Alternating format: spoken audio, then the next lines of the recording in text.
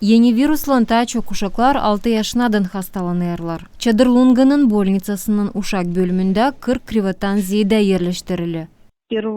Kiri sayın birinadan 40 uşak krivatları yerleştirdik. Bölümde 45 uşak yatır. Krivatlarımız daha var.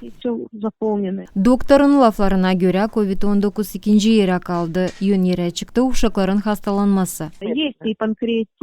Uşaklar angıları düşerler bize больницaya, pankreatitlan akciğerlerin soğuklamasından hem zor soğuyarlar.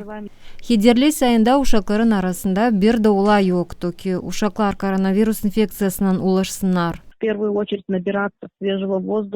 Yaşayanlarımız yeni yıl lazım taze ayırda hem güneşte bulunsunlar, gezinsinler, solusunlar taze ayrılan hem de lazım unutsunlar. Ani insan birbirinden daha lazım korunsun. Kendili higiyeni mutlaka lazım kullanma çünkü çok da soy infeksiya var. Komrad'ın pediatriya bölümünde hepele çok uşak yatır. Svetlana Dimitrogla, Maya Sadovich, Sergey Georgiev, Evgeniy Melnik, GRT Haberler.